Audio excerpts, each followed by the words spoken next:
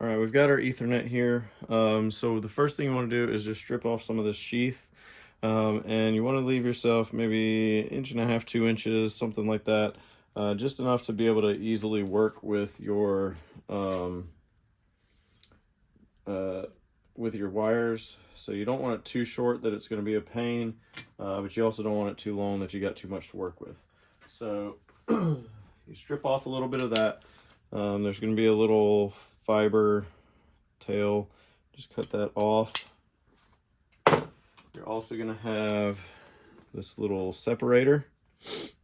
So you're going to want to kind of push the wires to the side here and then get this down as close as you can in there and cut all that off. So then you've got all these wires here, and what you're going to want to do is uncoil those. So the easiest way to do that is to take the very end of it and split it apart just a little bit, and that'll kind of give you some leverage to untwist with, and it'll really save your fingers. If you do it without doing that, then it's really a pain. So it's just split the ends, get them all undone. Okay, so now you can notice once we've got them uncoiled here, they still have a lot of waviness to them. So we got to get them straightened out in order for them to fit into the little separator piece. So the easiest way to do this, and I like to use a glove, if you're doing a bunch of these over and over and over, it really saves your hands.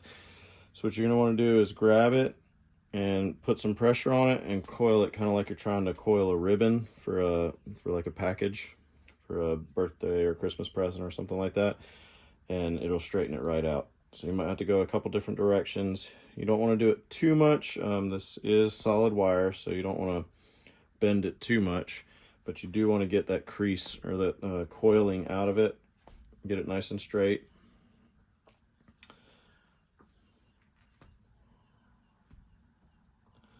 So you'll notice that a couple of these, the green and the blue, are coiled a lot tighter than the orange and the brown.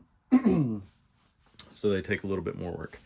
All right, so the way you want to organize these pairs is there's a couple different ways. There's an A and a B order, but what I do is there's a solid color and then a white with the same color stripe. So I organize these as orange stripe, orange, green stripe, blue, blue stripe, green, brown stripe, brown. So it's always going to be a stripe and then a solid. And you just organize them in that fashion. And then get them all lined up here, nice and close together. And then what we're going to do is we're going to trim off the end. Now I like to trim it at an angle with the orange stripe as the long end and the brown, solid brown, as the short end. And the reason I do that, I'll show you here in just a second. So we're going to cut this off at an angle. So you can see there I've got a little bit of an angle on that. So what we're going to do now is take our little separator that I was showing you earlier, and you're going to put it, there's a little bit of an angle on here, and I don't know if all of them are like this or not. Let's see if I can get it to focus. Nope. Okay, there's a little bit of an angle on it. The angle will be up, the little bevel will be up, and then you're just going to start here on the left side, and if you just kind of wiggle them a little bit, just a little bit, it'll slide right into place. Then you're going to slide that down. It's not going to go quite all the way, which is what you want. You don't want it all the way in. You just kind of want it as far as it'll go. And then we're going to cut the excess off. So just take your blade, sit it right up against that connector, and cut it off. Now once you've got that, you can take your cap here, or not your cap, but your actual connector, and see which way that bevel goes. I'm gonna see if I can focus in on this so you can see it.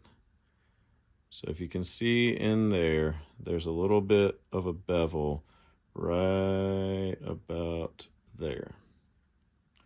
It's just a tiny little bevel. It's really hard to see, but this fits up in there. And so when we go to put this on, we want to make sure that that bevel sits in there.